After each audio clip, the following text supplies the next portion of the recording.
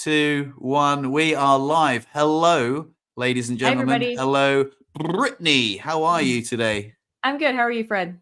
I'm very, very well. Thanks, pal. Very well indeed. So, number one, did you watch my video? I absolutely watched your video.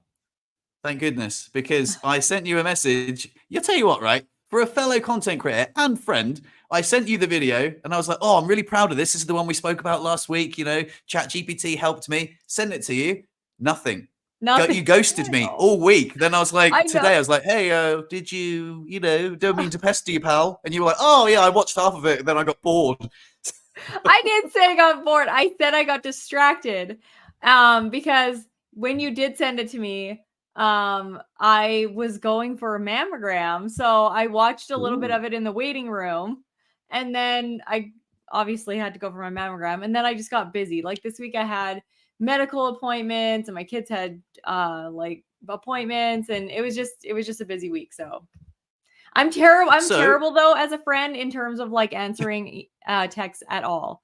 I was just talking about this with my friend on the weekend, and I'm like, I love like certain friends that are just like, I could never answer them ever and they wouldn't care. And then other friends are like, she's such a cow. And I'm like, sorry. So yeah, you'll get used to my friendship. And then I also said, oh, like let's log into the studio early so we can have a little preamble. 3 minutes to you're like, yeah, okay. I'm like, no, I meant 4 minutes. I'm like, I was trying. It's hard because the morning it's evening for you, which probably wouldn't be any better for me at all because it's like after school and stuff. But like I slept in this morning because I was tired. And so then I was like, had to have a shower and do all the stuff. And then Jamie was like, I didn't make my lunch, Mom. And so I was like doing that. And then they got off to school. And then I was hooking my computer up because remember, I left my computer at the acreage. And you would think that I would hook it up last night to be prepared, but I didn't. So I was doing all that. And it was just, all I'm hearing is excuses. Oh, it's totally excuses. Yeah. 100%. So what did you think of my video? I thought it was really awesome. And honestly, because I was like, ChatGPT, remember, like my opinion was so harsh on like it killing the creativity. I was like, it was so creative and the storytelling and it was awesome. And I'm like, if ChatGPT like helped guide, the chaos of footage into that wonderful little story, then I'm like, I might use it. I'm so interested in how you did that. And after we got off the podcast last week, Fred took me through sort of how he uses it. And it was like, it was mind blowing. And so now I'm going to try and use it to make a video with the footage that I got from a friend who is a biker, and he biked around Europe, or actually it was Australia. This bike trip was Australia. And I was like, take some footage. I'll make a video. And it's been like 8 months. He keeps messaging me. He's like, are you sure you're going to, I can totally get somebody else to do it. I'm like, no, I'm going to finish it. I promise. Mate, concentrate on your own content. I think your channel, you haven't uploaded a video in ages. I know, but this is like, I want to finish this for him. And it's really amazing content that he wouldn't normally do he wouldn't do it on his own because he's, he's 76 and editing videos is probably not his strong suit. So I definitely want to do it. He's such a cool individual. I did a live with him a long time ago, Bob Reese, and he's very cool. And the trip's really cool. I just have loads of footage that I don't know how to craft a story out of. So I'm going to use ChatGPT and see what it turns out like. Well, I have to say, I want to interject, like ChatGPT helped me make the narrative, which instead of just like a vlog, it helped me create a narrative that was like a sort of storyline with a lovely little ending. But there was loads of things that I did off my own back. Like ChatGPT helped me with the sort of framework. I was like, oh, okay, cool. I've got a little script which I recorded, with the help of ChatGPT. Then I edited the bits together, and then loads of it because I forgot how much of a struggle it was to get up the hill. So a lot of it was off my own back. There were some musical choices that were all my own, and the fact that I chose to like stop the music when I rolled in poo, like for comedic effect. There were loads of things that I did off my own back, but ChatGPT very much helped me get that video off the ground with a framework. And I was really proud of it. I have to say, it was like one of the best videos I've made. It really made me feel really warm and fuzzy, and I got some really wonderful feedback from it. It's one of those ones that you really wish the algorithm would pick up and like throw to people, rather than like some wanky, you know, like the YouTube algorithm is odd. You're like, why are people watching this video? Like, why aren't they watching my masterpiece, my magnum opus? You know, and it's so that's an odd thing. But yeah, thanks, mate. Thanks for watching it, and I appreciate your kind words. No, it was really good. It kind of brings up like a thing that I was thinking about when I was like watching the video on how much we're able to experience with like somebody who's an able-bodied partner, and like what, you know, we would probably still have lots of experiences with friends and stuff like that, but it's so nice having an able-bodied partner that can sort of get you places. Because in the video there are different parts where it's Chris. Yeah, Chris. Yeah. Because where she's like pulling him up the hill with the leash and pushing him in certain parts, and like it'd probably be really hard for you to get, like, I don't even know whether you could have done it by yourself. No, there's no way I could have done that on my own. For those of you guys that haven't watched the video, by the way, that we're talking about, for reference, it's a video on my channel. We can link it in the comments afterwards, or the description. But it was just a video that we were talking about last week about just hiking to a waterfall, basically, completely wildly outside of my comfort zone. Chris, she put the dog lead on the front of the freewheel and like was dragging me up the hill, and I was pushing, and yeah, it was cool. And then like the weird thing about it was like a bus full of Japanese tourists pulled up in a van when we got there, and I was just like, oh, for God's sake, we could have driven here. But you know, it was a little story about, you know, the journey, not the destination, comparison being the thief of joy, etc. And it was something that it was a creative endeavor I was very proud of. Yeah, no, it was really good. I wish I had your editing skills. Like, I just don't have I don't know. I feel like I don't have the skills like to edit as well as you do. It's time consuming as well. It took me probably 10 hours to edit that video, maybe more. So it is what it. And then like when you're like a perfectionist as well, it's like a gift and a curse, because the video's never finished. You're like, oh my God, but like, what if I had just made this little, you know, edit here and there. So, but yeah, anyway, just for reference, I just want to say, for reference, for people who are watching, when you said it took you 10 hours to edit the video was 8 minutes. Oh yeah. So just like an hour a minute is sometimes how long videos take to edit. So for anybody that's like, you know, they're just watching YouTube and it's nothing, it takes the 360 camera footage is especially time consuming to edit, because it's you have to edit it on your phone, then export it, and then you into your computer, blah blah blah. I won't bore you with the details, but yeah, it was a tricky one, but it came together in the end. Anyway, I want to. You're gonna have to send me that 360 camera thing, because I don't even know what you're talking about, and it's here. So it's cool. Like, it's kind of like a GoPro, but it has a lens on either side. And then it captures a whole, so like, and when you edit it, you can like look around the footage. So you have to like look around the footage and set little points before you export the video, which takes ages when you've got an hour's worth of footage that you're trying to whittle down to 8 minutes. Then you've got it. Yeah. So it's, I don't know. It's nice. It's a way, like, you can have it set up and you can record. I can record Chris pulling me. I can record me. I can record like all sorts of things. But like I say, cool. Yeah. Anyway, I want to segue away because there was something else, and we've got loads of things to talk about today. So we really have to be succinct with these. So I've got a picture I want to share with you guys, but I had a very, very, very scary incident that happened to me this week, and basically my week's been wild. There's so much I want to share with you guys, but I almost fell backwards down a very gnarly set of stairs. So we were playing poker this week we played in a venue that I've never played before. It was my friend's Luke's house, and they lifted me up the stairs.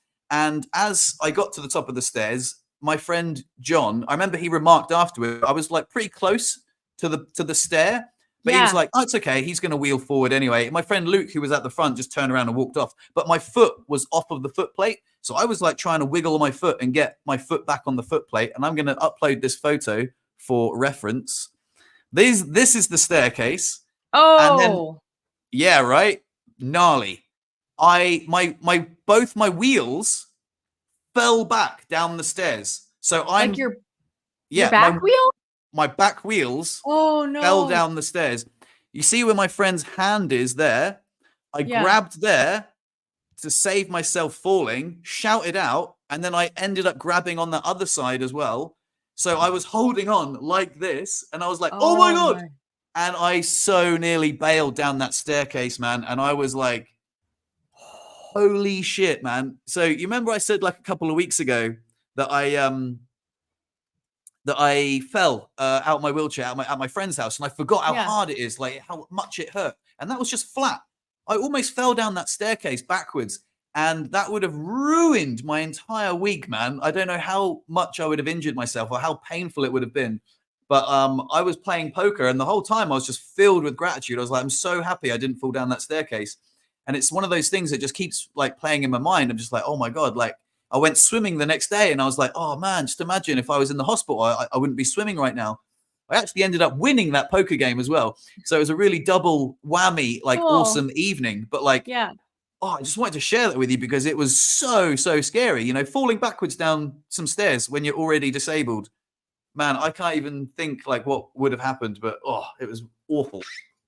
Those near misses are really ones that like replay in your mind a lot. I've had a couple of them with my kids where like a dresser has fallen, like when they tried to climb a dresser and it fell and they like missed jumping out of the way just where it was like catching where it would have caught the edge of the bed, like on their neck or something. Like it was so freaky, those like near misses. And so you're like, oh my God, what would have happened? And then you just keep thinking like for at least a week, like how lucky you are that you know, you didn't get injured or somebody you loved didn't get injured. But that's really scary that you were going down backwards. And not that it would have been better going down forwards, but like I feel like going down forwards, you can like kind of catch yourself with your hands. So you might like break your arm or something. But like going down backwards, like your head, like you're going backwards on your head and going like tumble. Oh, yeah, that's like really scary. What? Why is there no like railing in front of the like?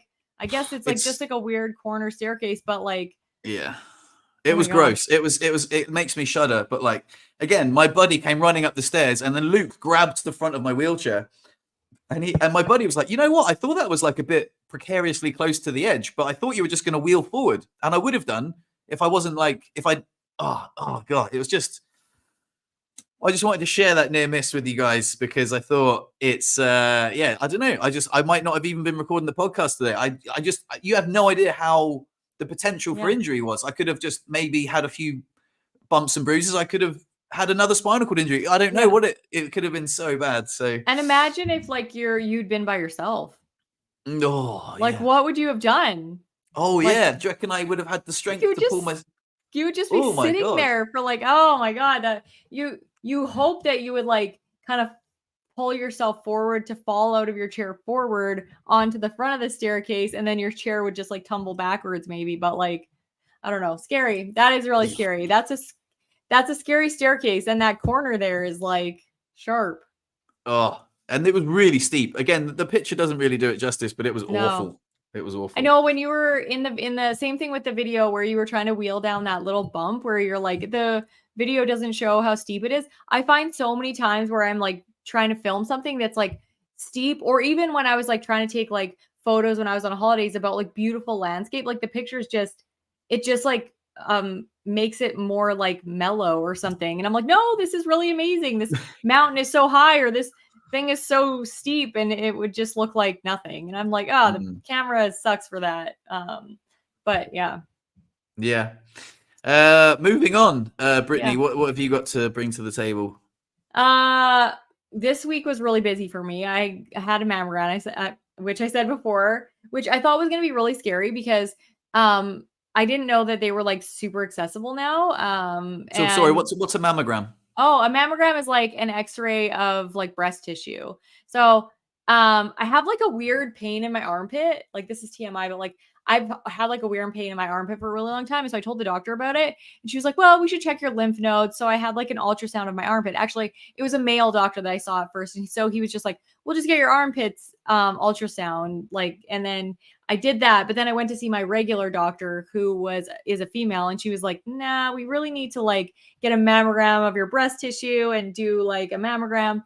And so I was like, okay. So I went for that. And I was nervous because, you know, I had been ever for a mammogram before. And sometimes like x-rays are like mildly inaccessible, but they try to kind of figure out ways for you to get up on a higher chair or whatever it is. So I wasn't sure, but this machine was like so awesome. It like came up and down. It had enough room for my knees to go under. The only weird part was that like the x-ray tech, like they literally have to place your boob like where it needs to be. So she's like beside me and she's like grabbing my boob and placing it where it needs to be. And I'm like, this is an interesting job for you like every day. And she's like, yeah, it's really weird. But it was funny.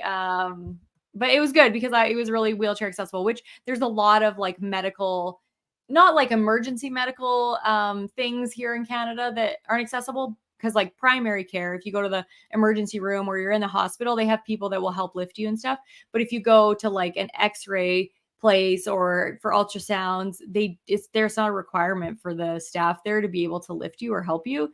So sometimes it's really inaccessible, and it's actually like a barrier to medical care for a lot of people here in Canada, because if they're extremely high level quadriplegic or they just aren't very good at transfers, then they tend not to go for medical assessments because there's no help.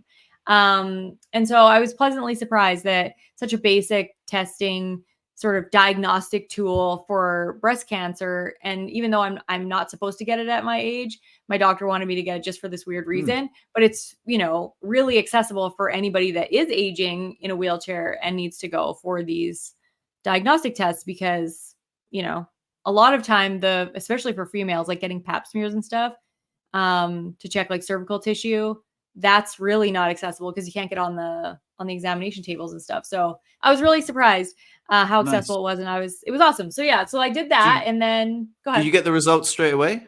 I did. Yeah, it was normal. Nice. It was totally normal. Which I figured it would be. I almost turned it down at first because I hate excess radiation, but I love that like my doctors have now sort of like started equating like how much radiation is in like a test that I would need to like a flight that I would take to a certain place. Like my doctor was like, the radiation that you're going to get is the same as a flight to Mexico. Would you not go to Mexico? And I'm like, no, I'd probably go to Mexico. Even if I had the excess radiation. So she's like, you should probably get the medical exam just to make sure that you don't have anything wrong with your, breast tissue. And I was like, okay. So I did that. And then on the weekend, it was so nice here. Like we've had such a rainy summer, which is like crazy. And now that it's like turning to be fall here and the leaves are starting to fall off the trees and stuff, it's beautiful. It's like so hot. Oh, you're kidding me. Hold on. So the leaves are starting to fall off the trees already where you are? Yeah, it's awful. Man, it's only like the 3rd of September. What the hell? Yeah, it starts to snow here usually in September, like end of September. Last year was amazing though. It did not snow. The first snowfall was December 2nd. It was crazy, which is it never happens here. So usually it snows in October. Sometimes it'll snow in September, but then it'll melt. October, it might snow and melt, but it usually starts to snow at least sometime in September and October. But it's been so nice here. Like not the beginning of September, like kids will go back to school and stuff, but it's usually not as hot as it is here. And we use Celsius. So it was like 30 degrees Celsius here like over the weekend. So we went to our acreage, and there it's like a lake community where people live in the summer and then they leave in the wintertime. So they have Halloween in September, which is awesome. It's so fun. It's like all the adults dress up. Every single person has their table set out outside their house. So nobody has to go up to a door. So you meet all the neighbors. All the people have like adult Halloween. So they have like Jello shots, and like I don't drink, but for other people that like that stuff, they have all that stuff. And then they have all the candy and stuff for the kids, and everybody dresses up, adults, kids, everybody. And so we went to that and it was super fun. And I have a really hard time finding Halloween costumes like that are appropriate for somebody in a wheelchair. Like you can be anything in a wheelchair, but ones that would work well. So have you guys seen the movie E.T.? Oh yeah, of course. Yeah. Okay, so the part where Elliot, like the little boy, is taking ET, like trying to take him away from the people that are trying to, test him or whatever. He has him in his bike in his little basket, and I was like, that's such a good costume. So I made that. So that was my costume. So I'll show you this. So that was me. Yes, mate. I was Elliot, That's and great. I was carting ET around, and everybody, like, I had so many people take pictures of me. They were like, "Oh my god, this is such a good costume." So I thought that was really good and creative. And Oh, I love it. I'll show you the rest of my family just for fun. Yeah, go So for it. that was Jamie. She was Hermione because she loves Harry Potter. Oh, very nice. This was Jacob. He was Logan, Wolverine. Oh, and I don't know very why nice. he just wanted to wear the cowboy hat. I'm like, he doesn't wear a cowboy hat, but he's like, I'm just gonna wear it. It's cool. I'm like, okay, whatever. Very And then this nice. is Joe. He had a steampunk thing going on, but Wow, bold effort, yeah, Joe. Wow, yeah. wowzers. So it's a really fun Halloween. It's a Steampunk. really He fun. kind of looks like a gimp. It looks like a gimp mask he was wearing. Yeah, that's kind of what, like, it was, yeah, a mix between. It was so funny because there was a little girl who was walking in front of us, and she goes, "I've seen so many woodpeckers this Halloween." And I was like, "Woodpeckers?" And I thought you meant like an actual bird. And then she was like, "Yeah, look, there's another one right there." And she was pointing at Joe, and it was like his long nose. And so then I started noticing all these people that had like all those kinds of costumes, and I was like, "Oh my god, this little girl is so funny." She was like 6 or 7. So she thought Joe was a woodpecker, and I was like, "Joe, you have an awesome woodpecker costume." He's like, "What?" And I told him what the That's little girl super said. cool. Yeah, Oh, I love that. it was Thanks for fun. sharing that. Yeah, that's Yeah. awesome. I knew that you were gonna. So number one, you said Halloween in September, but it's like what was it like this weekend? So that was August, surely. Well, it's it's a first weekend in September, so it was. Yeah, I guess it that would have seems been. very early. It It's would very have been. It bizarre. would have been August, I guess. It would have been the very. But everybody leaves. Like, most people leave their summer cottage like the Mm, first weekend in September, for the kids to start school and stuff like that. So yeah. I think that's why they have it there. Well, But I live in a seasonal town as well, and it's remarkable how it's just empty. It's like the last weekend of August, and that's it. The swimming pool's closed. Ridiculous. Well, the outdoor swimming pool. All the roads are empty, and I'm like, oh my god, what the hell? And because sometimes in summer, when you live in a seasonal town, you're like, oh my god, it's so busy. There's so much going yeah, on, and then you're like, oh my god, no, summer's gone already. Come back, come back. But yeah. on the subject of Halloween, I wanted to share something with you because I thought I would look up some interesting Halloween costumes for Oh, that's yeah. wheelchairs. So there's this little girl here. She's dressed up as a John Deere tractor, which I think is quite adorable. That's We've great. got this boy here dressed as a Ghostbuster in the Ghostbuster vehicle.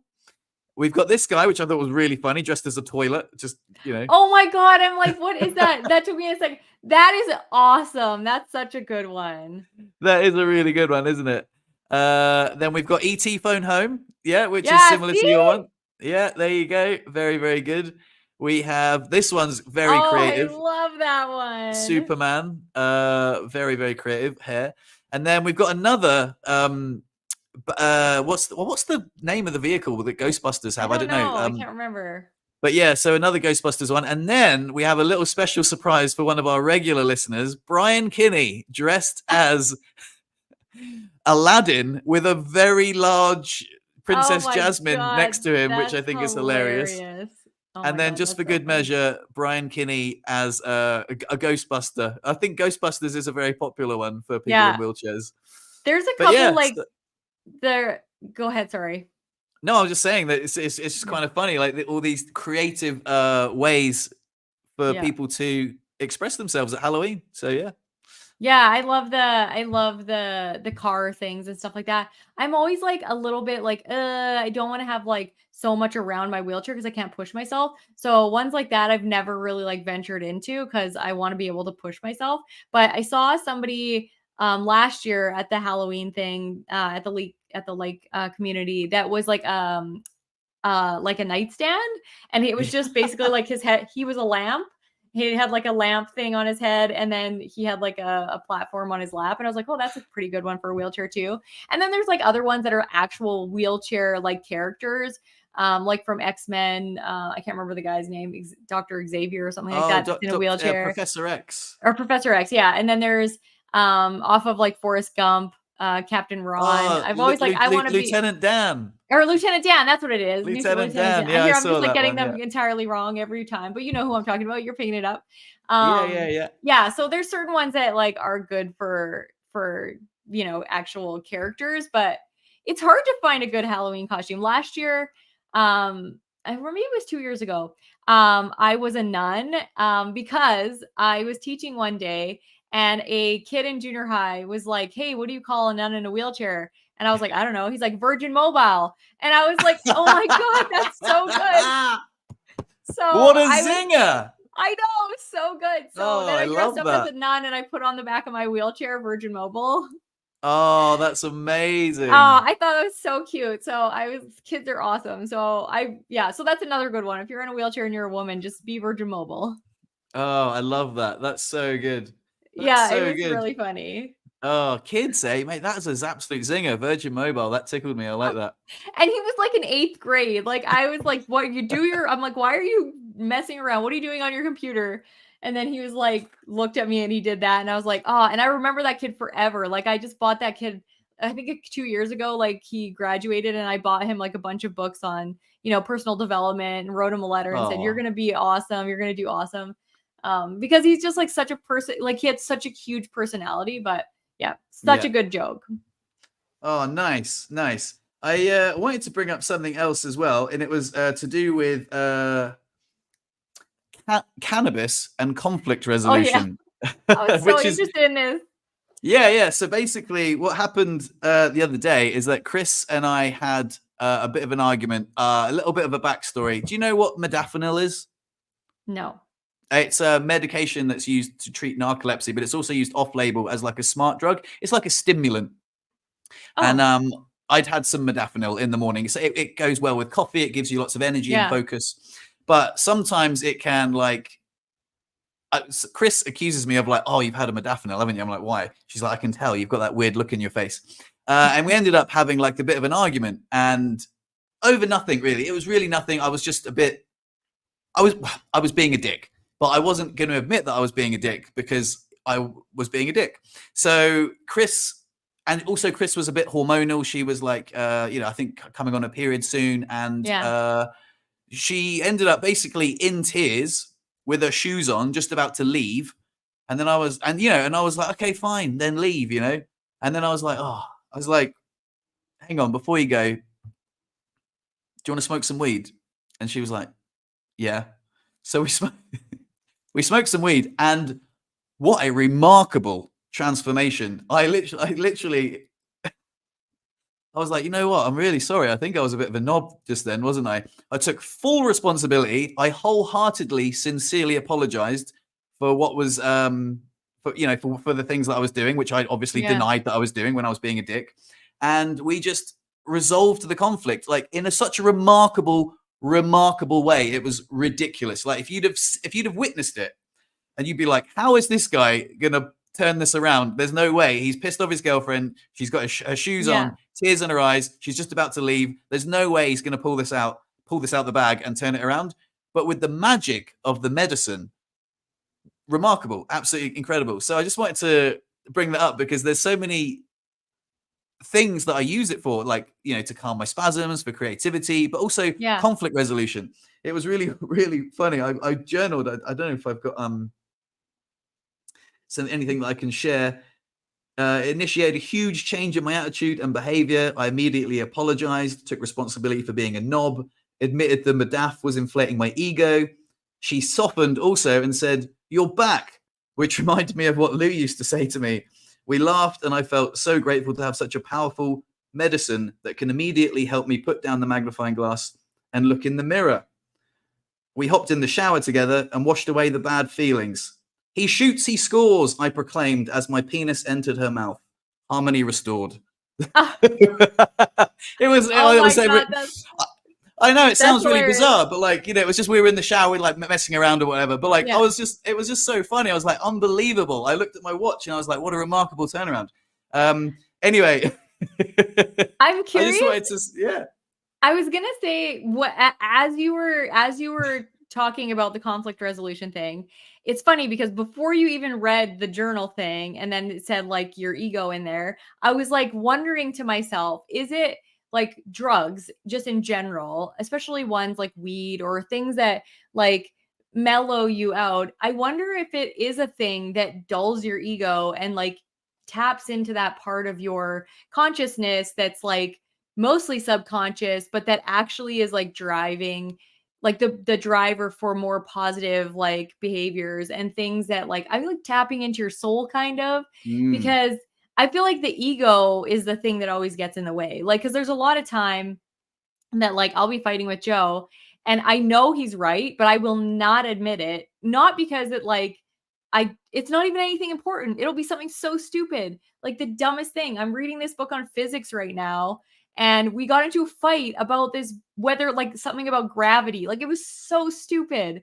It was so stupid. And I'm like, none of us either like neither of us have any opinions on like these physics topics because we don't have any like education in it. I just think it's fascinating. So does he. But then we got into an argument over it. And I'm like, he's probably right in this situation. But I was like insulting his intelligence. And then like he's getting defensive. And it's just like so ridiculous. Right.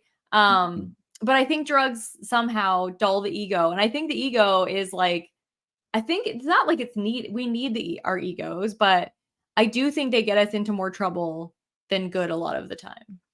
Yeah, and when you say drugs, it's just like a bracket term for like all the, and like people say, drugs are bad. So I like to like name them by name. So so when I say cannabis or weed, that gives you an idea that I'm not talking about like meth or coke. Like yeah, so, no, those ones don't definitely know. I'm surprised though. You're Canadian, and I thought Canadians. Canadians, yeah, that's the right word. Yeah, had such a open tolerance to using cannabis. It's legal, right? Oh, we do. There? Yeah, And totally. So one of the things that I've noticed recently, actually, one of my friends at poker, I don't think he listens to the podcast, but basically he was going through some issues with his girlfriend and he got drunk at poker and he was quite loud and obnoxious. And then he went home and then I heard from my girlfriend that, they had a bit of a Barney, whatever. And I thought like alcohol is such a widely accepted substance to use, whereas weed is really frowned upon, where alcohol can inflate the ego and certainly douse the flames of conflict, with fuel rather than diffuse the tension like with cannabis. I really feel like sometimes it's frowned upon. Like my mum doesn't like it. She's like, oh, you're not using cannabis. I'm like, I can't believe it. I don't know. It's so weird. Like that it's got such a bad rap because it helps me in so many ways with creativity, with again, just it helps me shine. It like if I'm doom scrolling and I have a gummy, when the gummy kicks in, I'm like, oh, that's gross. What am I even doing? I need to go outside in nature and look at the sun, sunlight before screen light. I'm so more mindful and present, and it really helps me. I think it's a wonderful, wonderful substance, wonderful medicine. I like to use the word medicine, and I don't know why more people don't use it. And I think so I've got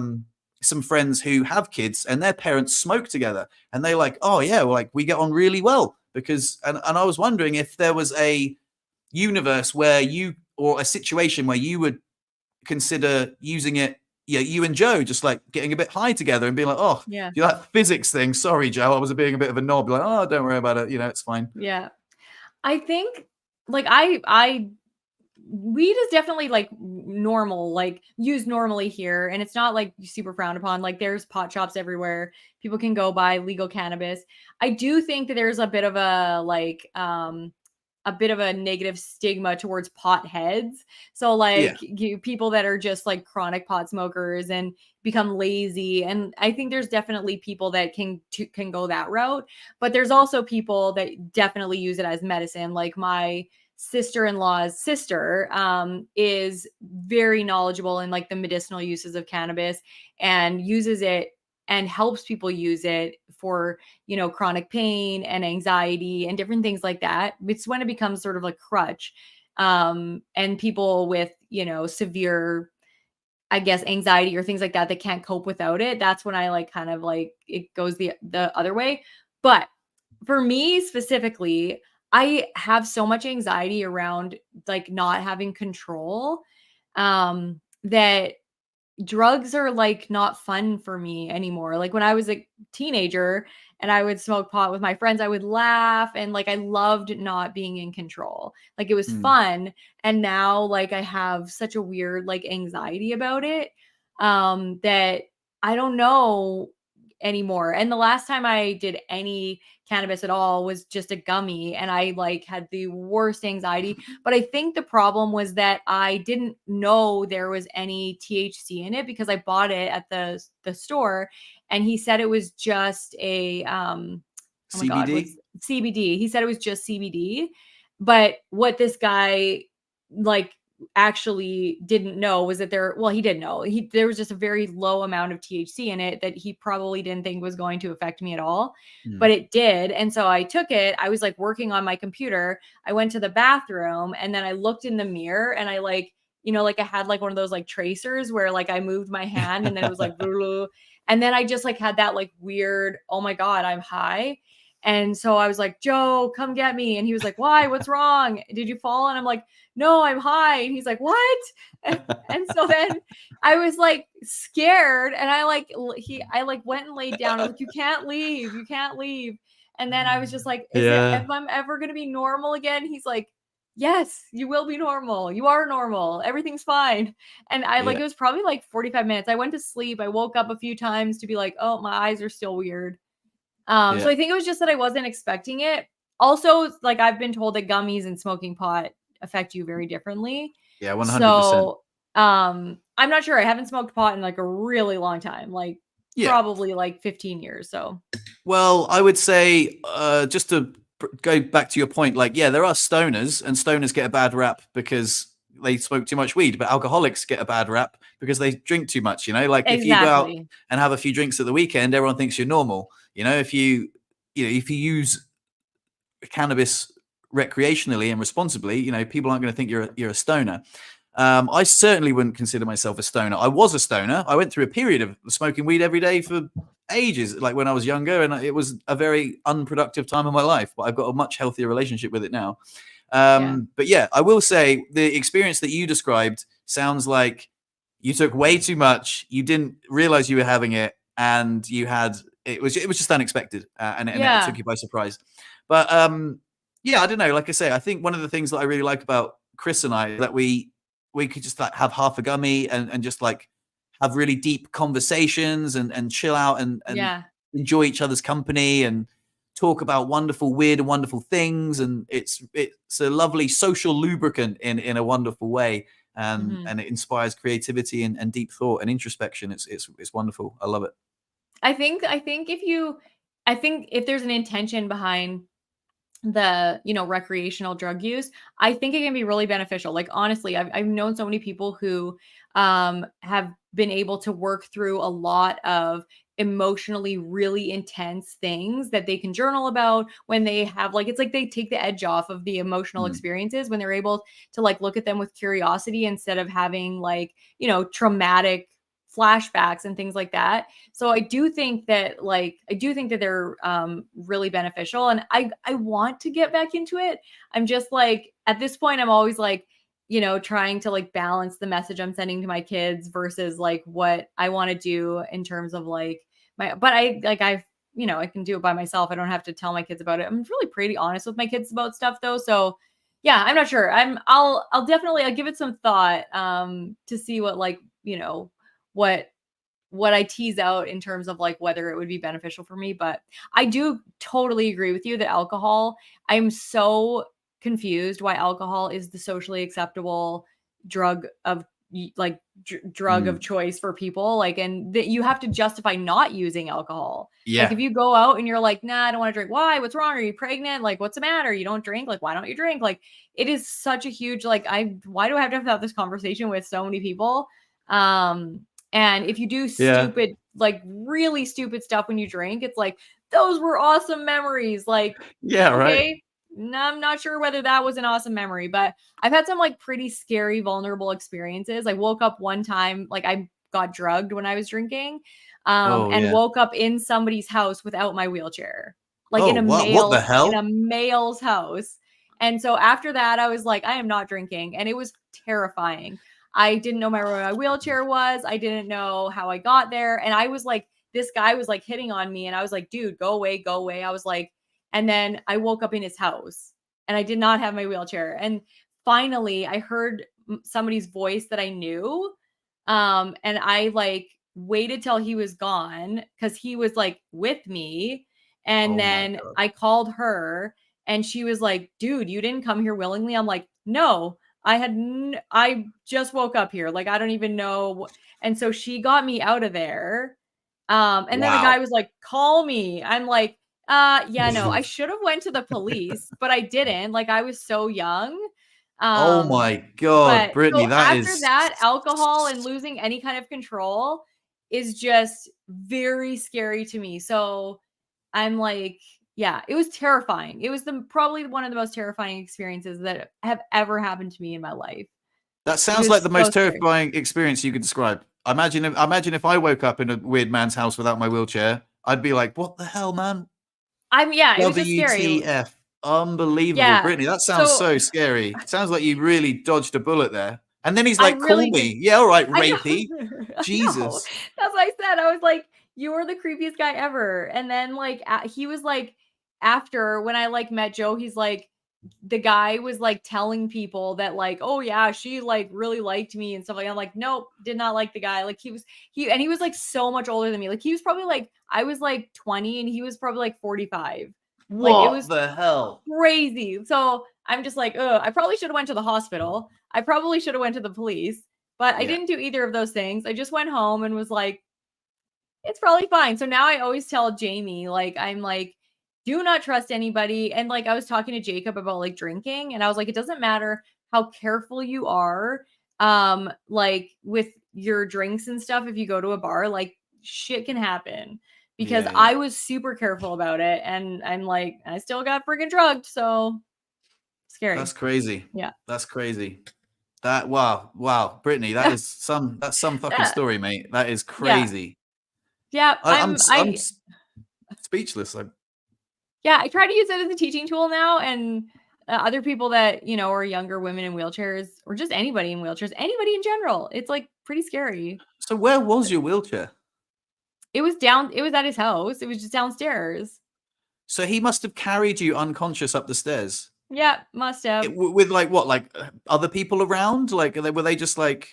Well, and the scary thing is my sister, after I talked to her, she like tried to like get me out of there or whatever. And like, he was like, no, she came here willingly and like wouldn't let her in the house. And my sister, when she was like trying to go get other friends and like, and by the time I got out of there, she was like, oh my God, are you okay? Like, I was like, I'm fine. But dude, like I think back then to my sister too, sometimes like if you're watching this, don't feel bad, Brett. I know that you feel bad about the situation, but I'm like, I feel like I would have called the cops if somebody wouldn't let get my sister in a wheelchair out of the house, but I don't know.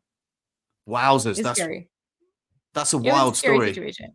Yeah, it was a wild story. It was scary. So that now substances have like a different tinge for me. So yeah. Yeah. That's crazy. I don't blame you for not drinking.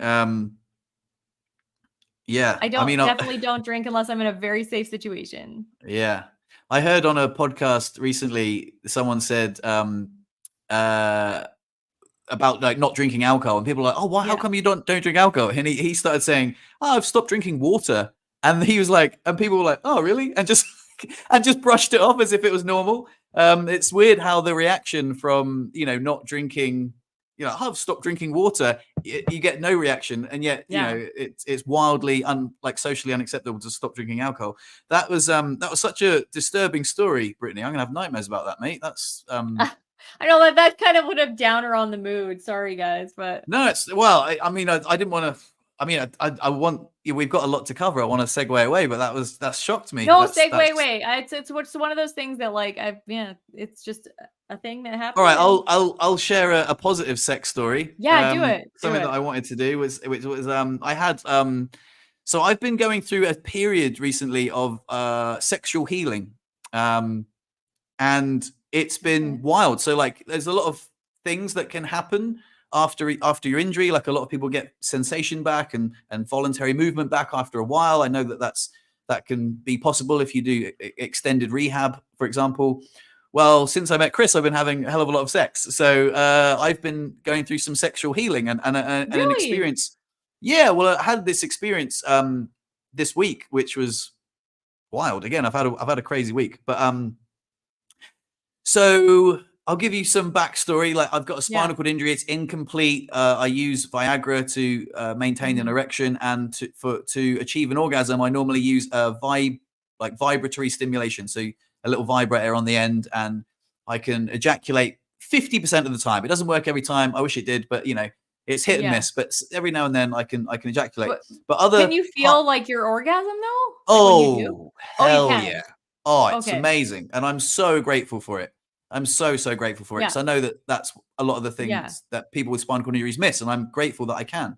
In fact, Chris, this is going to sound like I'm ego stroking myself, but she says that I have sexual superpowers because I can feel like the most immense pleasure, but I never get there. So I'm 99% there, but I'm never going to accidentally, ejaculate or, I've got immense staying power, especially, piggybacked with some Viagra. I'm go all night, baby.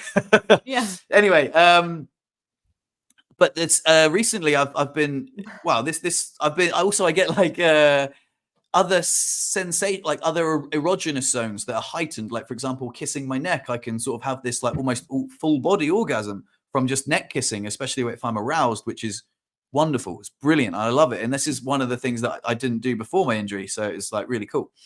However, this week, how much detail do I want to go into? Oh, maybe we can get a bit juicy.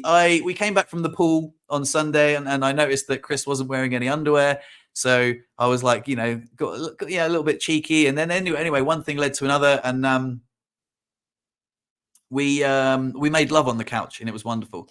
And I had this wonderful feeling, like it felt so good. I was like, oh my God, I think I'm going to come. But I knew that I wasn't going to actually ejaculate, but I had an orgasm for the first time while I was like inside.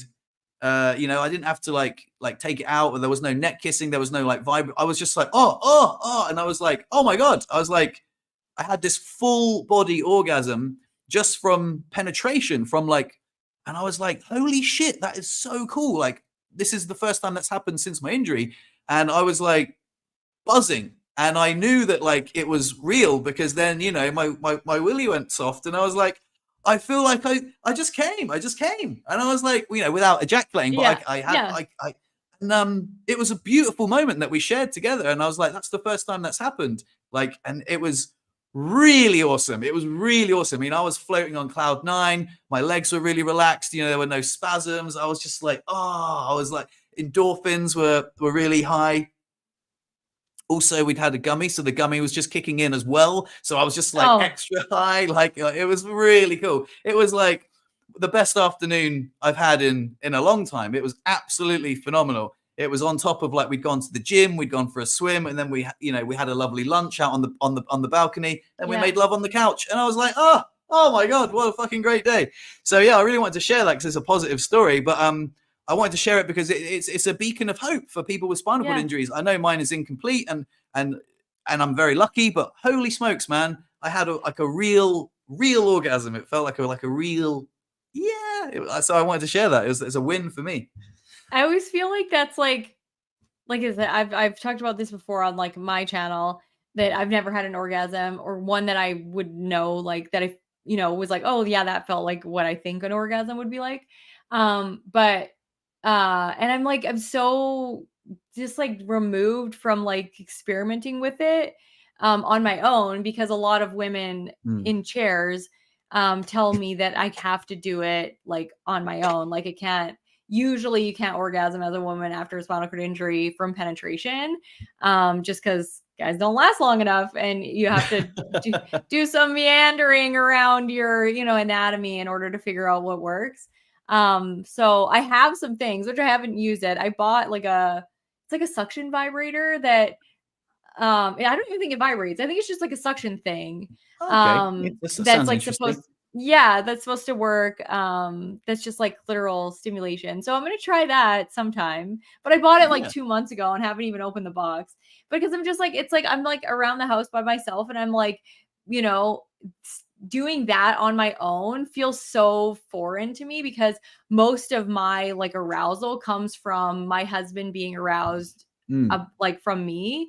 Like when I see somebody that wants me, then I want them kind of thing. And so I'm like, that's so tied to my like a whole arousal that I'm like just getting into it by myself is kind of odd. Whereas like guys, you grow up doing that, getting into, you know, being aroused without having like a partner. So yeah, anyway, that's really cool though, because I think one of the things that is really beneficial for people with spinal cord injuries is finding other ways to have, an orgasm, and not necessarily through penetration, but if you can get it through penetration, that's amazing. But just all other things that, stimulate that arousal response. So that's really cool.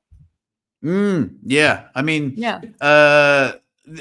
I think like sex after spinal cord injury, there's so much I could offer. Like even before because for the first 6 months of my injury, I couldn't feel my penis really. It was numb, and I was like, oh well, it was weird. If I played with it enough, I could get it like semi-erect, but I was just like, damn it, that's that's not great. Viagra worked, which is great, but then this feeling got back. It was 18 months after my injury until I had my first ejaculation, which was great, with the vibrator. And then I was like, woo, pop goes the weasel. I was like, hello ladies. I couldn't believe it. It was so wow to see. It felt great. And the amazing side effect that came from my first ejaculation was my spasms were completely calm. It was like I had a baclofen pump. It was just like, I was just throwing my legs around. I was like, holy smokes, look how effortlessly I can move around. There's no rigidity, there's no tone, there's nothing. I was like rolling around the bed. I was like, oh my God, imagine if every day was like this. And this is actually something I've never shared before on a public platform, but it was a gift and a curse. It was a gift, but like what happened was, because my biggest complaint after my spinal cord injury was my spasms, and then the one thing that like helps my spasms is wanking.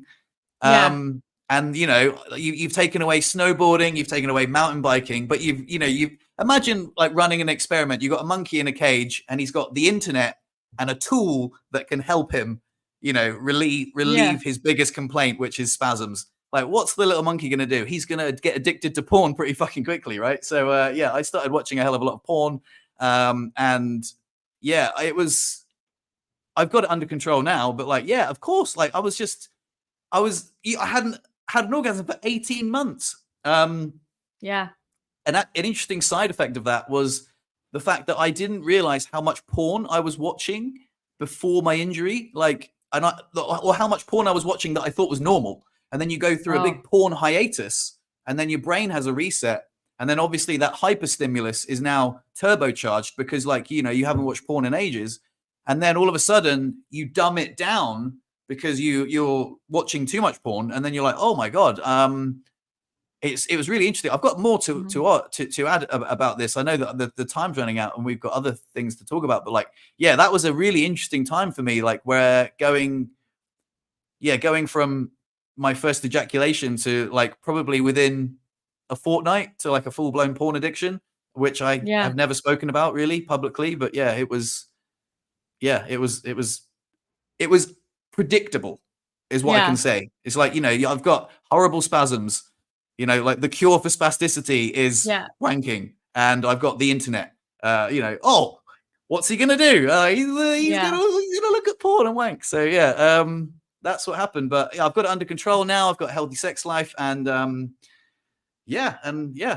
I watch porn very, very rarely now. So it's good. Yeah. I always wonder that as a guy, if it's like, I don't know, it just doesn't do anything for me necessarily unless there's like a love story attached to it. Cause like, so I'm like, there's gotta be like, and like, I'm sure there's like female porn. Like, it's not something that I like, choose to watch all by myself. I'll watch it here and there, like with Joe, but not in like a really long time. But like, it's just not something that like ever like gets me going kind of thing. It's just, I don't know if it's a girl thing, a guy thing, but I definitely think it's a guy thing. And I think like it's important to teach, because I'm like having these conversations with Jacob as a 15, almost 16-year-old, that like what he sees isn't normal. You know, like that's not like that's not what can be like a healthy sex life looks like.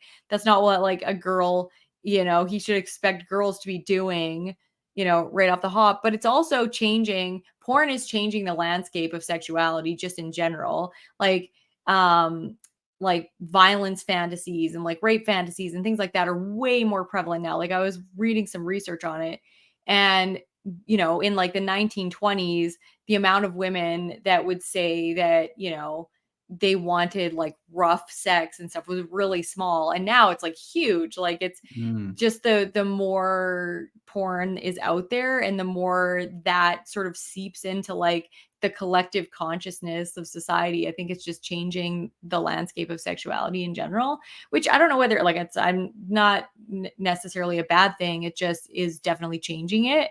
But yeah, porn's an interesting thing, and figuring out whether it's a healthy thing to increase your sexuality and your drive and all that stuff, or it's something that takes it away. Because I know there's people that literally it's like porn induced impotence, like they can't even like get a hard on because they're what they need, like the level of stimulation has to go up so much in order for it to happen, where I feel like, you know, most guys are like boobies, boing. Yeah, well, right.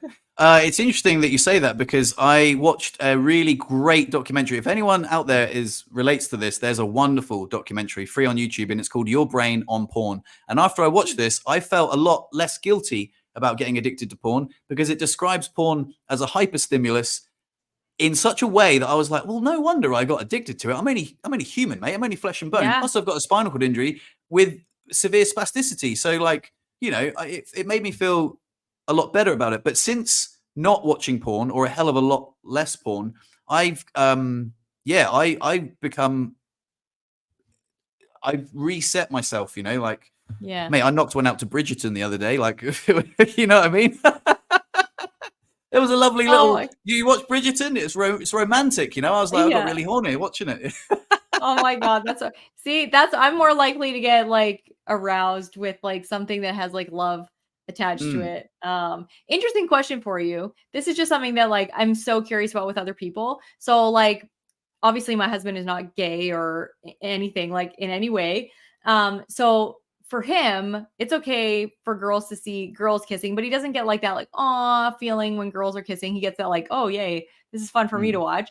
But he gets like grossed out when guys are kissing. Whereas me, doesn't matter whether I'm watching like a rom-com about like two gay guys, two gay girls, you know, heterosexual, it doesn't matter. I still get that like, oh, I love that. They need to kiss now. And I'm like, is it just like a weird thing for me, or are like heterosexual men like grossed out by other men kissing, or like they don't get that same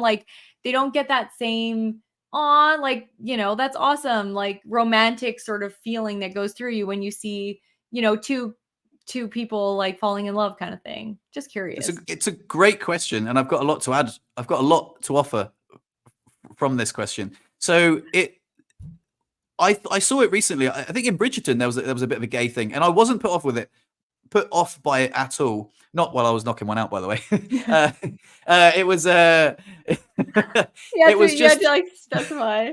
I was just I didn't have a reaction to it, but when I was growing up and there would be two gay people kissing on the telly, and my parents would go like, "Oh, that's gross, that's disgusting," I would be like, "Oh yeah, that's gross, that's disgusting." And I remember thinking, that's not a response that I was born with. That's a learned response. I've learned that from my parents that have told me that's disgusting.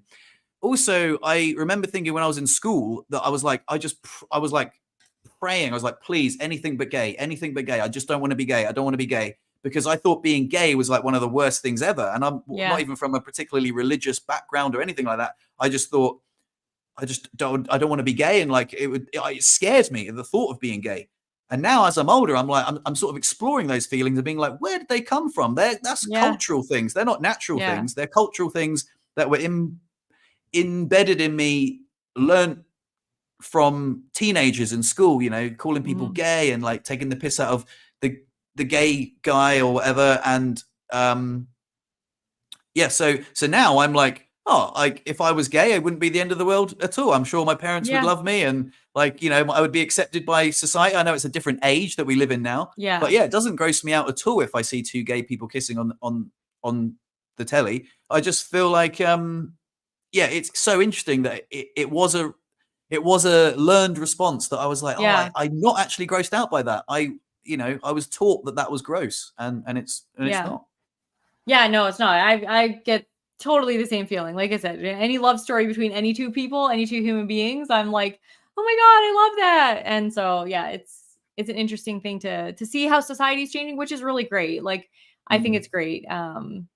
Because yeah, we shouldn't teach that, but it's still, I will say, the calling people gay and stuff is still really like all of Jacob's friends and stuff, and they still do it, and I'm like, Jacob, stop. And then Jacob did it. I said, you're gonna get embarrassed someday when you're around somebody that actually offends.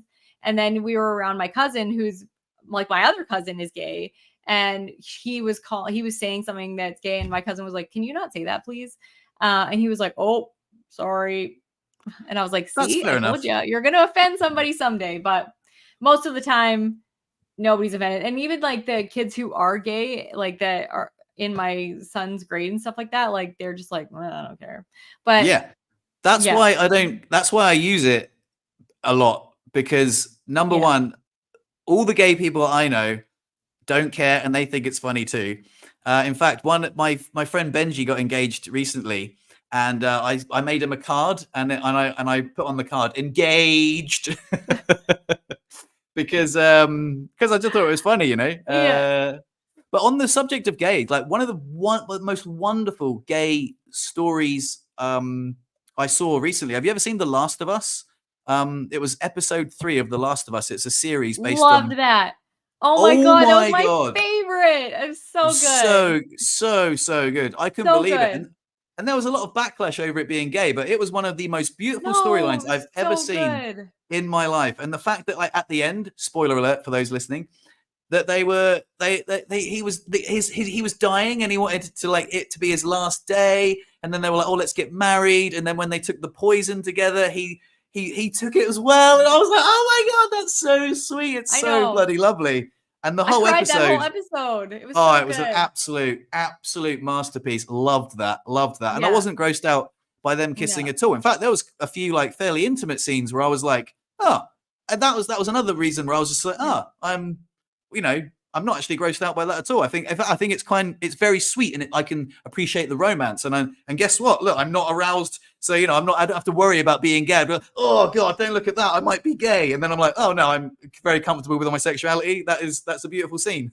Yeah, I know. What I think, that's like one thing that, like, men, if they admit that it's not gross that other guys are kissing, then they somehow feel like their sexuality is not secure. And I'm just like, that I've never had that, like, my whole life, where I'm just like, I don't care. Like, so yeah, but that was a great episode. Like, that was such a well-crafted story. Like that when you see people that can, like, write amazing storylines, like, that was just such a good. And if you see that actor who played, the guy with the beard, in other things, he's totally not like, he's so masculine, and I'm just like, and he is really masculine in that show too. But it just, great. Yeah, I'm glad you brought that up. Loved it. Listen, I know that we're at an hour, but I feel like we're really flowing. Do you feel like just going for a bit longer? I know that we've got some other things to talk about. I feel like if we stopped it now, it would just be for the sake of sticking to 1 hour. Like, should we just crack on? I'm good to keep going. Go on then. You had some more things you wanted to bring up. Okay, so one of the things that I wanted to chat about was sort of like an energy budget, because aging in a wheelchair is scary sometimes, and you have to sort of, especially if you've been in a wheelchair for a long time like me, like, it depends on how long you've been in a wheelchair.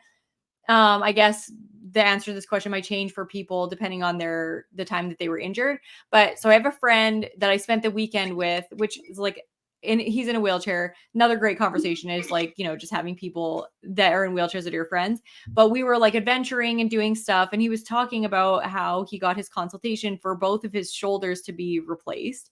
And I was thinking, like, how do you decide? Because he says he played, and he was like a Canadian Olympic, like, hero essentially in like the wheelchair world. Like, he was the first Paralympic bobsled driver. Like, he did sledge hockey on Team Canada. Like, he's done so many wheelchair sports. He played wheelchair basketball all over the world. He did water skiing. So many sports, but his shoulders are totally wrecked now. And he did like other crazy things. Like, he ran heavy equipment for years, and he would just haul himself into these big, you know, pieces of equipment. And I'm like, now he really regrets a lot of the things that he did. Instead of picking a couple wheelchair sports that he was really passionate about, he just did it all. And his shoulders are shot. And so now he is having a hard time, like, not even just like, you know, moving around in the wheelchair. He's having a hard time, like, with daily things, like getting into the bath and stuff like that.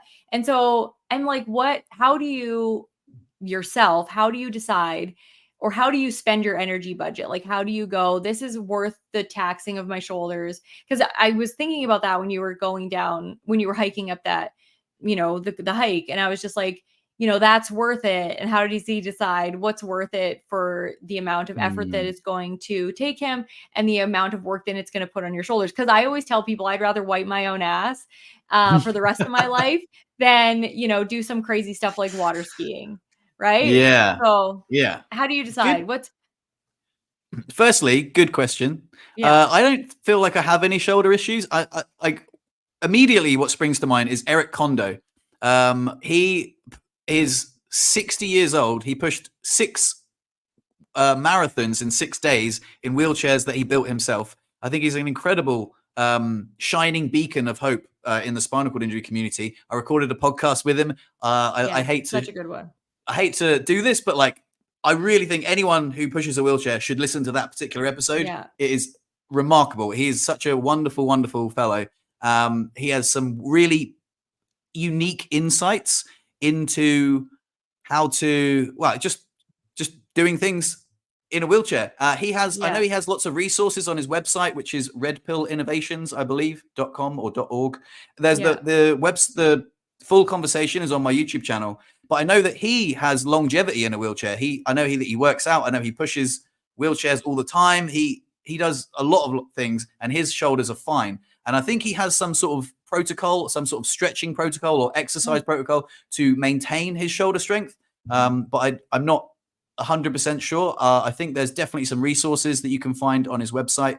I can definitely ask him and signpost anyone. I can signpost people to that episode or that resource that he's got. But yeah, personally, I haven't got much, you know, I don't really push my wheelchair that much. I definitely swim a lot, which is like, I guess, low impact.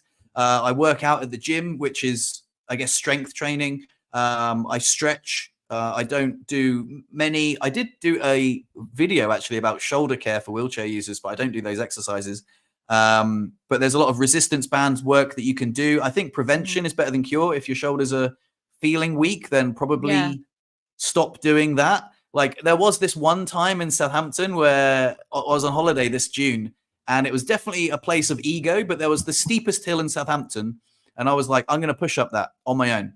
And I pushed up it. And at the time I was like, yeah, I can do this, you know, and luckily my girlfriend was with me, because otherwise people would be like, hey, do you need a hand? Like, and instead, because she was there filming on the phone, other people were like cheering me on, go on, my son, you know, like, so I was like, yeah, go on. So I pushed up, and it was really, really hard.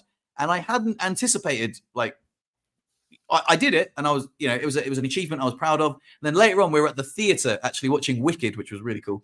And then I was like, oh, blimey, like, oh, what is that? What is that? And then all throughout the production, I was just getting these horrible pains in my back, and I was like, oh my God, what is that? And then the next day I was in agony from this push. And I was like, oh yeah, that was probably, I did that from a place of ego. I hadn't warmed up or anything like that. I was just, I'm going to push up this big hill. And I pushed a lot that day as well. I probably pushed the most that I've pushed in many, many years in one day in a wheelchair. and we just thought it would be fun, and I definitely paid the price. So yeah, I think basically everything in moderation. I think so. Eric Kondo always says that people in wheelchairs are told to preserve their shoulders, and it's a little bit what did he say? He said people preserve their shoulders too much. Like, we're capable of much more. Like, fitness and cardio and exercise and like being active is way more important than saving your shoulders. Like, there's a middle ground. You know what I mean? Obviously, exactly. your friend who's a crazy athlete who's knackered out his shoulders is the example of the extreme end, but he doesn't want to put people off from ever using their shoulders. Because life is there to be lived. So I think that's my take. Yeah, and I tend to agree with that. I tend to save my shoulders by not doing things that I'm not necessarily coordinated at, like downhill skiing. I'm not great at it. I fell a bunch of times when I first did it, and I had a friend who totally fractured her shoulder doing that. So I'm like, I don't love downhill skiing enough to take the risk of falling as much as I did that first day over and over and over again. So I don't want to hurt my shoulders in that way, but I don't typically try and save my shoulders from exercise. So like, I love hand cycling, and it's such a great shoulder, back, chest, everything exercise for me. And so I'll do that. And I think the other thing that's really important, like you say, is like shoulder hygiene. Like, my physio always says, like, making sure you have solid amounts of muscle around your shoulders is actually the best sort of thing that's going to save your shoulders. Because when you don't have enough muscle, then you are leaving all of the things up to your tendons and joints, and that's when stuff gets really bad. So building muscle around your shoulders is actually really important. And I think a lot of people think that if they do a lot of shoulder exercises, then they're going to be like damaging their shoulders from overuse, but it's actually helping by building a solid amount of muscle that's going to keep the joint nicely, in place and all that stuff. So I tend to agree with you, but I always am just curious how other people decide to use their energy budget, because really there is an energy budget, whether you're thinking of saving your shoulders or just deciding, this is like, I have a friend who she does accessibility design, and she thinks everybody's house should be as comfortably set up as possible, so that you don't expend your energy budget doing things that you wouldn't necessarily have to do if you didn't have it set up properly, like having grab bars in every bathroom and all that stuff. And I'm like the opposite. I think that when you don't use your energy budget for the things, they become harder for you to do, and then they are less easy for you to do when you go outside of your environment. So my house is not, I don't have grab bars anywhere, because I don't have grab bars when I go to a hotel sometimes, and I don't have grab bars when I'm in my trailer, and I don't have grab bars when I'm at a friend's house. So I think that, like, using that tiny micro amounts of energy on things that are actually going to help you be more independent when you're in an unfamiliar situation, I think that's more important. But everybody has their own thing. Like, she thinks that it's a ridiculous use of your energy to not have your house as accessible as possible.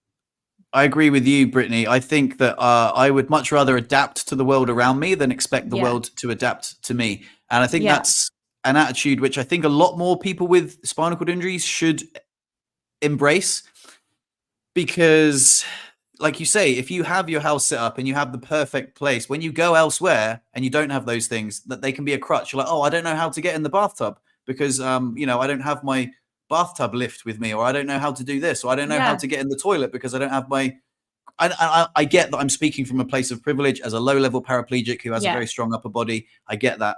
But I would encourage people to be as independent as possible. In fact, I heard recently that this was news to me, that people were using commodes. I don't know if you are familiar with that word, but like, so it's like a thing that goes on top of the toilet. So when you sit on it, you can access, your undercarriage a little easier, because, when you do manual stimulation. And I was like, oh, that's really cool. But then when you go to somewhere and you don't have a commode, you're not used to like using the small gap in the toilet. And I've never used a commode. And some people have handicapped themselves even further by not, having that skill to be able to use any toilet anywhere. you know? Yeah. So yeah, that is one of the things I would encourage people to do. Like as soon as I saw it, I was like, wowzers, yeah, I'd have a lot more room, but like I couldn't, am I going to take the commode with me everywhere I go? I'd rather be able to use any toilet anywhere. Another question I've got for you is, how long has your friend been in a wheelchair who's had the shoulder injuries? Well, he's 46 now and he was injured at 19. So I'm terrible at math. Yeah, so. well, interesting, because Eric Kondo's been injured for 40 years and he's still pushing 6 marathons in 6 days. So he's definitely a resource, a valuable resource, but I don't want to repeat myself. But yeah, that's amazing. What I was going to say. Yeah. Yeah, right. I definitely think I'm going to go check out his stuff, because aging in a wheelchair and being able to stay. I have a friend, she's been on my channel many times, Margaret. She's been in a wheelchair for 38 years or something like that. And she's very fit too. And she's a she's a quad that has a little bit of use of her like one hand, but she is in a manual wheelchair. She does hand cycling. She did track racing for years, and her shoulders are fine too. But she's always prioritized fitness, and she's always prioritized good nutrition and things like that. So I definitely think that there is a level of I don't know, prevention that you can build into your lifestyle that allows you to maintain the health of your joints and stuff. So yeah, it's an interesting thing. What you were like, I can't remember where you just were talking about before, but it was like a great segue into ableism when you were the adapting thing. That's what it was. Yeah. I was like, what was that thing you just said? You were talking about how you should adapt to the world, not the world adapting to you. And I was like, I'm going to use that to segue into this ableism talk, because so many things have been coming up lately that people have been identifying as ableist. And like, just as an example, a friend went somewhere and somebody said to her, "Do you need help going up the elevator?" And she was like, "No." And she was like, "I'm okay." And then she was like, "Are you sure you're going to be okay in the elevator alone?" And my friend was like, "Pretty sure I can push the button. I'm good. Thanks though." And then she was like, so sick of this ableist world, which I'm like, I understand on one hand that things are like, there is an ableist sort of like background that's baked into society, because most people are able-bodied. So the way people view the world is through an able-bodied lens, because that's what most people are. Exactly. And I think it's changing, but I don't like the ist words, like ableist, because for me, when you're an ist, racist, ableist, ageist, whatever it is, you want to somehow oppress that population. That's what I believe is the definition of it. It's like you don't like something about that population and you want to oppress them, or you think you're better than them or something. And I'm like, I don't think anybody is ableist. Do you think ableism is a real thing, or do you think it's just societal like things that were I don't know. Let me jump in. I think that's a great question. Okay, you're full of them today. Great question. Great topic. I think ableism definitely does exist. Do I think that term gets overused all the time? Yes, I do. It gets bandied around so often, and it makes me a little bit. The more you use that word, the less powerful it becomes. Like, if someone's really, like, if you want to compare it to racism, right? If someone's ableist, that means they are purposely discriminating against people that aren't able-bodied, right? Yes. It's much more. It's most of the time I hear ableism, it's just general ignorance, and I was guilty of that before I was in a wheelchair, because once you're immersed in the world of disability, you're like, oh wow, there's all these things that I didn't know. But going around calling everybody ableist, I don't think is very helpful. I think it gets overused a lot, and it's a term that I've become almost allergic to, because I'm like, oh God, like, here we go again, the airline's ableist, like this, and I just, the more it gets used, the less power it has. Yeah, and I agree with that 100%. Like, the ignorance is not ableism. Ignorance is not racism. Like, just because somebody, especially when they're coming from such a good intentioned place, like the lady that asked my friend if she needed help, and she asked it twice, wanted to make extra sure that she was going to be okay before she like went in the staircase. You know what I mean? Like, she was just like, are you sure you're going to be okay? So for her, it was like a place of service. I want to make sure and totally make sure that this lady's going to be okay once she gets in there, that she's not going to need any help. And instead of being like, this person is ableist, you could say like, this person is ignorant and they don't understand that I'm totally independent and I don't need help. But ableist, like, she's not trying to discriminate against you or like, you know. So I was just curious about your opinion, but it's very similar to mine. Or maybe we're just like part of the problem. I don't know, because we're allowing ourselves to adapt to a world instead of fighting to make it better. I don't know.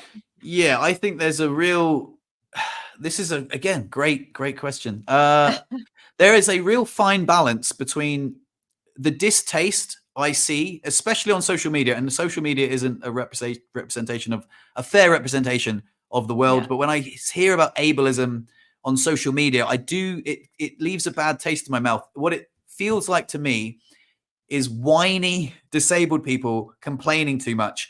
And I know that that's a wildly unpopular opinion, but I also realize that the whiny disabled people that complain too much are advocating for change that directly benefits me. So I applaud them on the one hand, but at the same time, I'm like, I would much rather see, like, again, Eric Kondo, hero, because he's like, hey, this is how we can adapt to the world. This is how we can take back autonomy and, you know, use innovations, whatever skills, you know. He says about the wheelchair environment, blah, blah, blah. I can't remember. Hang on, let me try and articulate this a little bit better. Wheelchair users' skills as like are really much more important than the world being accessible. If you can hop up a curb, that's a really important skill. And I know not everyone can do that. I know there's power chairs and stuff like that, but I prefer to look up to people that are doing that are much more inspirational to me than the people that complain a lot. However, I will caveat this again with the people that, you know, air quotes, complain a lot, advocate for change, and they do get things done that benefit me directly. Like, for example, this lady called Sophie Morgan. Do you know Sophie Morgan? She did a documentary recently on airplane travel, and there was this one scene. Oh, this is fucking wildly unpopular. God, I'm going to get lynched for this. But most of the documentary I didn't have a problem with, and I thought, you know what, if this is going to make plane travel easier for me, then brilliant. But there was this one scene where this guy, it was a guy, right? And as a guy who's a low-level paraplegic, he was in the plane and he was like, I need to go to the toilet. And he's like, there's no aisle chair. He's like, okay, I'll drag myself to the toilet in front of all the cameras. So he was making a big deal of it. And I was thinking, mate, just do it in the, like, I've got like the, you know, you just take one, you know, whip it out, whip it in, you know, and then just don't make a big deal of it. And it stunk of like over dramatization for the cameras to highlight something that, again, is going to, if they do implement extra aisle chairs, that's going to benefit the disability community. But it was over dramatized and it just felt a bit fake. And I was just like, yeah. But for other people who don't have spinal cord injuries, it's wonderful. So, and I don't want to disservice Sophie Morgan in her quest. Oh, I feel like I'm just going. Do you know what I mean? Yeah. No, I totally know what you mean. And there are certain things that I think you should make a huge stink about. And there are certain things I don't think you should make a huge stink about. Like in that instance with the wheelchair bathroom thing, like not everybody, I guess, can learn how to do it. But I'm a woman and I pee in the chair in the plane. Like I just pee in the spot and I just have to scooch my butt to the edge of the seat. It's kind of awkward for me, but then I have the zipper in my pants. I pee into like the same thing that you pee into, put it in a bag, tie it up. And like literally I'll give it to like the stewardess and be like, here's when they come around for the garbage, I like put it in the garbage. Like, so I feel like certain things need to be over dramatized maybe in order to make it seem like it how bad it is. But like there are, and I guess if you don't use a catheter and you are a mobility, like you have mobility issues, it would be, you can't just, you know, as a woman, you can't just like pee in your seat. So maybe you need to get to the bathroom. But yeah, it's really hard for me. And I do tend to think that a lot of people in wheelchairs that are maybe advocating are whiners because it's really annoying sometimes the way that they do it. but yeah, the ableist thing is just bugging me because I feel like the same term, like every ists get thrown around. Like people will get called racist when they're just ignorant. Like they've grown up knowing nothing about this culture, and then somebody will call them racist. And I'm like, there's a difference between, actually discriminating against somebody's culture or race or, disability or age, and just not knowing any different. And I feel like it's benefited me my entire time that I've been in a wheelchair to see people as human beings and as kind, thoughtful, well-intentioned people. And that served me well because I think that most of the time people are kind to me. And every once in a while you get somebody that's stupid, but the more kind I am to them, the more regretful they are for doing the thing that they did, rather than me blasting them and making them feel like shit about something. But anyway, interesting topic for sure. And if you look at like movies and stuff, you'll see like, ableist tropes throughout things where it shows like how society views disability as a negative thing, and how we're all, less independent and all these things. So there's all those ideas floating around in society, but ideas don't make somebody ableist. You know what I mean? Yeah. They don't make somebody intentionally discriminate against somebody. But yes, I agree. I agree. But if anyone has a alternate, I'm open to being wrong about this. Like, I feel like I gave a fairly balanced perspective. It's just sometimes, again, social media, like a lot of the people I see in wheelchairs on social media, a lot of the time they're complaining, and it gets a bit tiresome. Like, I'm just like, hey, like celebrate a win once in a while, like it's just, I know. Exactly. And I think, like, but that's what I mean. Like, I don't want people to think, oh, those guys complain a lot, don't they? Like, we're not like that in real life, I don't know.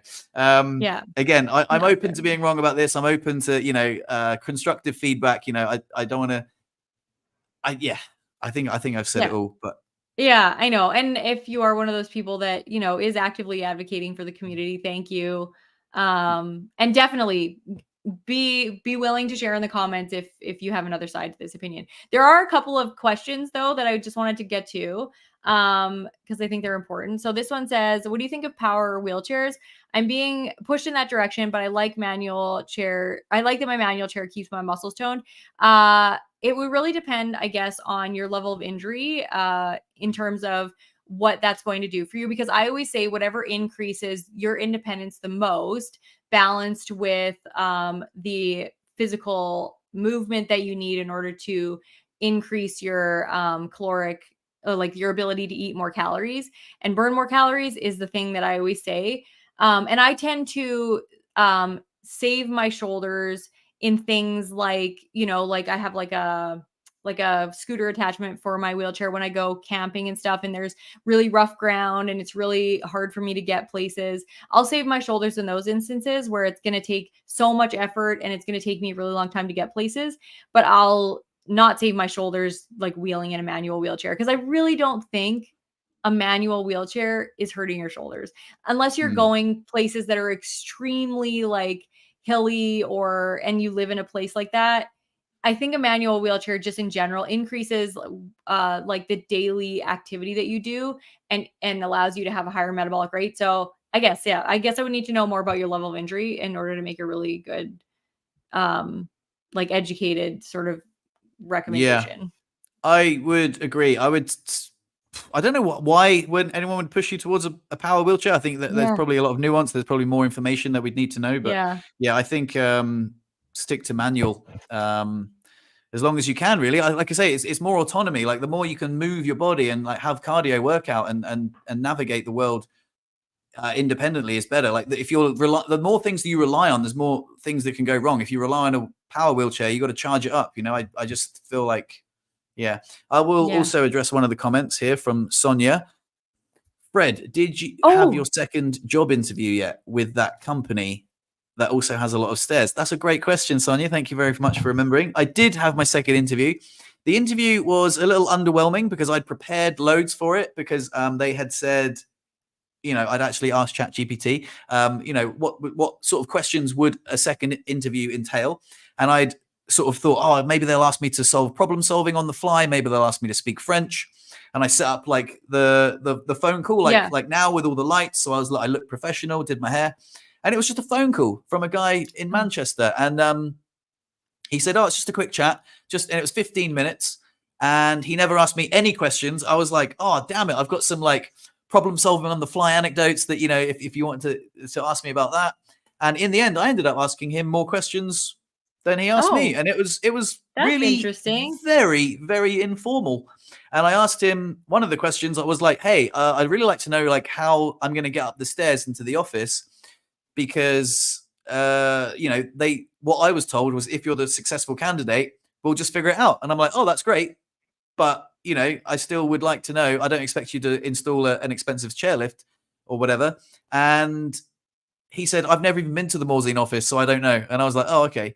So the answer to that is I did have my second interview. I am still waiting to hear back, but fingers crossed, I will get the job, because I'm very excited for a new challenge. And in fact, I'll tell you what we can talk about next episode is how I'm going to get up the bloody stairs, because I don't think they're going to install anything. I don't know. I feel like I want to be autonomous, but I don't want to drag myself up and down the stairs like every day for work. But I don't know if there's some sort of way. I don't know. And I guess a lot of people would say it's the employer's, work. I don't know. But the thing is, responsibility.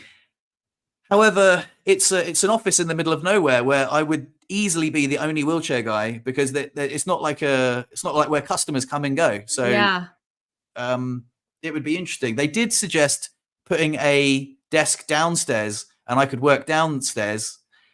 And I was just like, well, it's not really like, I want to be part of the team, I want to be in the office. You're like all by yourself. That's well, there's another office downstairs with another company. I would be. So it would be.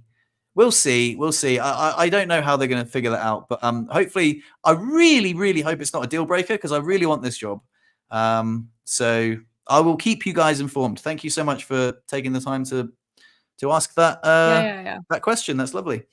Here's another one. I just wanted to address this one quickly. Are you using a catheter when peeing in your chair on a plane? Yes, I'm using a catheter. I'm using a catheter. Last time I used a catheter with a bag all in one. So this is the one that Fred's holding right now is a catheter, and the bag comes out of it. So I will either use this, or if I don't have any of these, I will just cath into the container that I have in my backpack. And then I have a little like purse that I put the container of pee in so nobody can see it. And then if I'm by myself, I'll wait and dump it out. Or if I'm with somebody else, they'll take it to the bathroom and dump it. But yeah. I can see you wiggling your bum. You have to pee. I could demonstrate right now how I do it on a plane if you want. I don't know. Shall I pee on the you can't Shall I pee on anything. the podcast? I will literally show you how easy it is. This is you. You literally can't see anything. So you whip it out and whip it in. It goes in. There, he's peeing. And there we go. I'm urinating. And obviously on a plane, you would cover cover yourself with something. Probably. Yeah, you could like put a hoodie, like you put a hoodie over your head and that covers you. I've done it before in conjunction with a head torch, works really well. But yeah, like these are just innovative ways of having a wee on the fly. And this is the first pee I've done on a podcast. There you go. That's the first pee Oh, did you notice that on the end of my video I did a little wee and I did you notice that? I noticed that. Yeah, in your video I was like, "Oh, he did." Because you said that you wanted to do a wee on a YouTube video, and I was like, I did it. I bet. Oh, I've peed on YouTube lots. Oh, nice. Yeah, I have probably like five videos where I pee on YouTube, but yeah, it's oh my there God. You go, ladies and gents. There we go. Wait. So Dad, it's like coming home from the fair. Mic you've got there. It's like coming home from the fair, but there's no fish.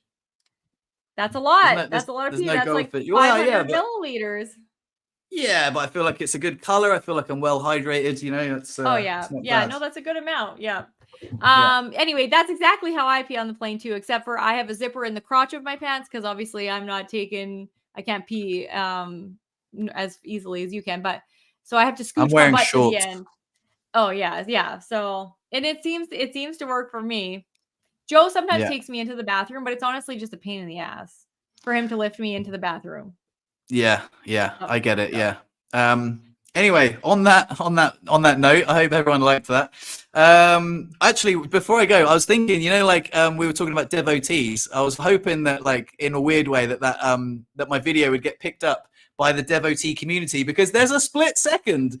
There's maybe 1 second where you can see like the tiny little end of my willy and the catheter going in. So I was Are just you like, serious? I'm gonna go back and look now because I'm so curious. Yeah, oh my god, that's so funny. So I thought I would include that just for funsies. That is so funny. It is actually, I think I'm a very open person. You're a very open person. And I know it's like not everybody's cup of tea. Like when I went to look at my held for review comments, there was a couple people on there that were like, you know, nobody cares about your orgasms. Don't talk about that. Or, there are some weird people that are like, I'll find your pee hole. That was wild, because I messaged you saying, "Oh, check your held for review," because I linked the podcast and the comments disappeared, and then you sent me a screenshot, and then someone was like, "I'll find your pee hole for you," and I was like, "Oh, that's so gross, mate. I don't get." I literally looked at my held for review and it was empty, and I was like, "Oh," I was almost disappointed. Well, that was like my held for review for probably like the last 2 years because I haven't checked it. So, there was like 4 dirty comments, but a lot of people do say, like, on my videos where I like show how I literally just go through like my bowel routine and stuff. People are like, that's gross, have some respect, like whatever. But I'm not doing it for the people who think it's gross. I'm doing it for the people who are curious about it and who are newly injured and who are like, how did somebody actually do this? And just what you did just now is like, you showed how fast it is to pee and how discreetly you can do it when you're around people. Arguably, we're like 23 people in the room right now and you just peed around everybody. So as long as you can cover yourself a little bit, you maintain a level of dignity and everybody else is, not seeing your private parts, and we're still doing what we have to do. So I've proven my point. Exactly. Proving your right point. then.